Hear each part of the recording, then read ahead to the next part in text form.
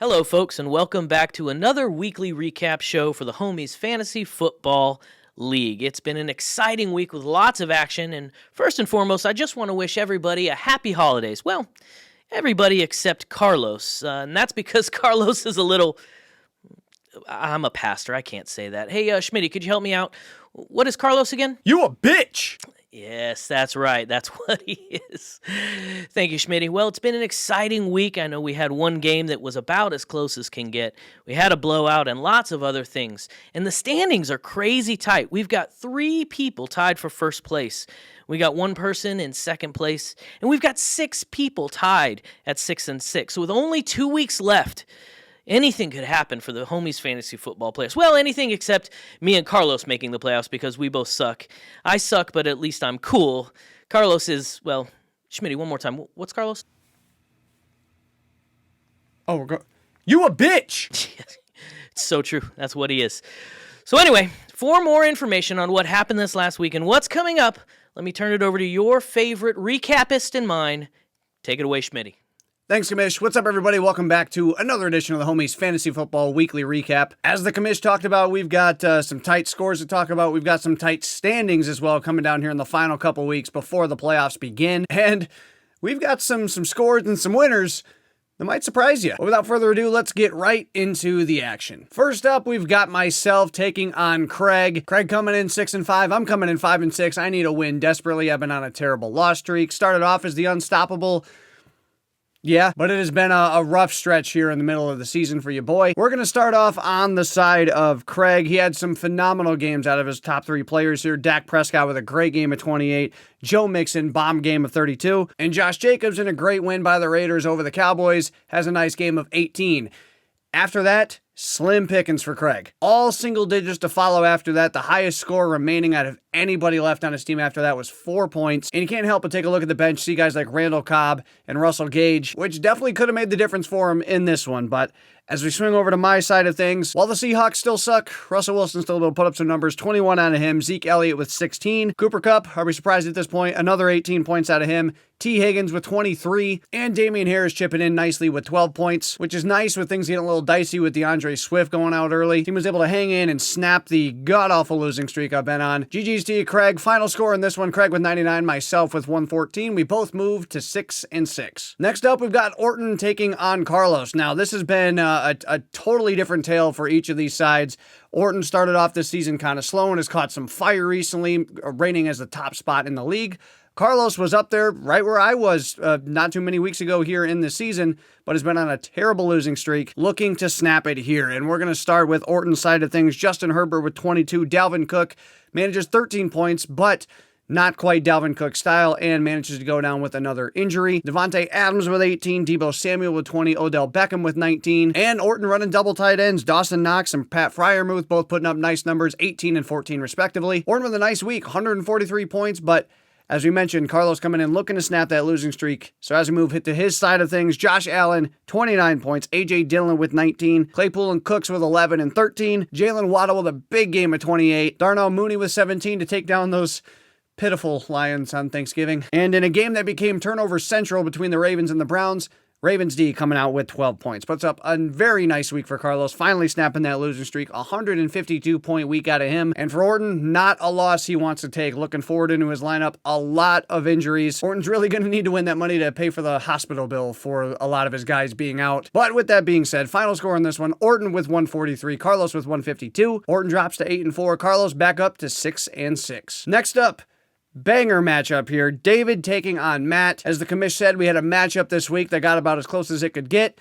This is that one. Starting with Matt, we'll take a look at Matt Stafford. 25 points out of him. Darrell Henderson with 16. Keenan Allen with 15. Adam Thielen with 23. Brandon Ayuk with 12. And a big-time game out of the kicker, too. Nick Folk with 15 points. As Matt puts up a very nice week of 133 points. You really couldn't ask for much more, except maybe just a couple more points. As we look over to David's side, Aaron Rodgers with a big game of 29, James Robinson with 11, DJ Moore and Jarvis Landry both in the teens, Hawkinson with 12, Cordell Patterson with 26, and that Buccaneers D with a nice 11. All of those points were very much needed for David to pull this one out, as we had as close to a final score as it can get. A narrow 1-point victory for David, which played big time into these standings. As after this one, Both teams now moving into that big 6-6 mix that we were talking about. Going to make for some very interesting things here going forward. But final score in this one, Matt 133, David 134. Next up, we've got Jose taking on Carlos. Pussy. And this one's an important one. Jose's team's been riding strong, trying to get into one of those higher playoff seeds. And Carlos desperately trying to avoid that punishment. Like a man, with him desperately needing a win in this one. And this was Carlos' best chance. I mean, Jose didn't have his best week this week, and Carlos went into Monday night needing just 11 points out of DK Metcalf to pull off the victory. And, the Seahawks taking on that terrible pass defense of the Washington football team. Russell Wilson's back in the mix. Doesn't seem too unattainable for DK Metcalf to pull that off, but not only could he not even muster 11 points, he barely mustered 11 yards. So we'll just get right into it now and start on Carlos' side of things. In what's been a great year for Tom Brady, not his best one this week with just 13 points. Kendrick Bourne, though, with a nice game, 2 touchdowns, gets him 23. Dalton Schultz with 15, Marquise Brown with 13. And that covered most of the scoring for Carlos, both running backs in single digits with just 5 points and 2 points each. DK Metcalf, as we talked about, with just 2 points. The defense for the Cowboys just managing 0, and not to take a look at the bench, but, well, I'm going to. Van Jefferson there on the bench with 18 points. Could have made the difference for him, but it's been a rough year for Carlos. And we'll swing over now to the side of things for Jose. Both running backs putting up some numbers for him. Austin Eckler with 21, Myles Gaskin with 18 points. Michael Gallup having a nice resurgence with the lack of receivers out there for the Cowboys this week. He gets 15. Jacoby Myers with 14, and Justin Tucker getting in there in the double digits. He scores 10. Like I said, not a great week for Jose, just 95 points, but, you're playing Carlos. About all you need. Anyways, final score in this one. Carlos with 87. Jose with 95. Carlos unfortunately falling to 2-10. Carlos falls to 2-10. Jose moving up to 8-4. Next up, we've got Will taking on Dakota. Another one with some playoff implications here as both teams came in 6-5. And with that, we'll start on the side of Dakota. Lamar Jackson. Rough game, and what we talked about earlier being turnover central in that game between the Ravens and the Browns. Well, Lamar accounted for 4 of those, and that is going to kill you at the quarterback position as he barely musters 10 points. Both running backs being in single digits, but did have Deontay Johnson with 18 points, and that Patriots defense that's been as strong as any of them, once again put up some nice numbers with 12 points. But all in all, there wasn't a lot going on for Dakota this week, an unfortunate week for him. Of course, still dealing with that big-time injury to Alvin Kamara. But look out, he's got Alexander Madison on that bench, and with Dalvin Cook being out, could be some big-time numbers coming for Dakota. But as we move over to things for Will, an interesting start at quarterback with Tyrod Taylor, but hey, gets the job done. A nice 16 points out of him. Dontrell Hilliard filling in for the injured Derrick Henry. He has a nice game of 18. Justin Jefferson with 13. Hunter Renfrow with 21. And Mark Andrews with a nice score of 16. Puts up a respectable week for Will. 116 points out of him. And he's been catching fire, of course, over these last number of weeks. And once again, Will's able to pull out another dub. Final score in this one, Dakota with 87, Will with 116. Dakota falls in that mix of 6-6.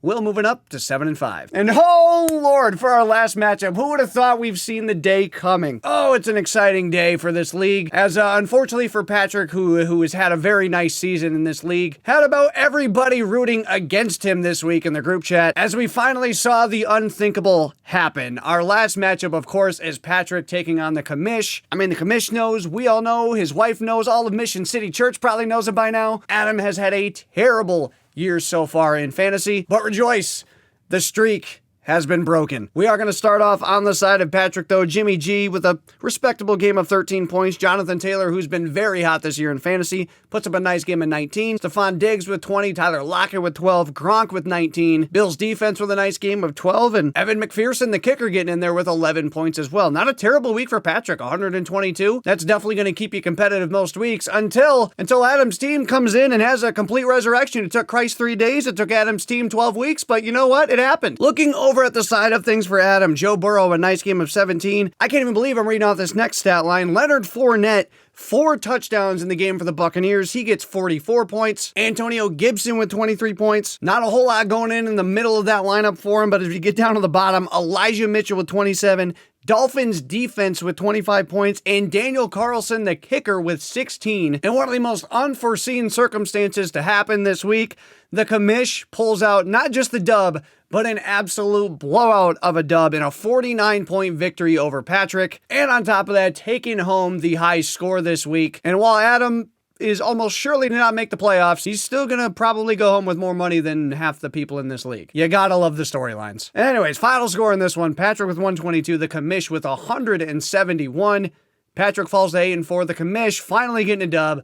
moves up out of that last place spot to 3-9. Hats off to you, Commish. You finally got it done. But with that, that concludes another week of the Homies Fantasy Football Recap. We'll send things back out now to the victorious Commish to take us out. Thank you, Schmitty. As always, an incredible job with the recaps. I love the creative insults and the ways that you wrap up each and every matchup. I'm in a great mood today, as you can tell, because I finally, for the first time all season, don't have to send any money out to you losers. I get to keep it myself as this week's high score, so congratulations to me. That was a terrible high five, but whatever. Until next time, keep that smack talk flowing, and good luck to all of you. The playoffs are coming. We'll see you next time. So long, losers.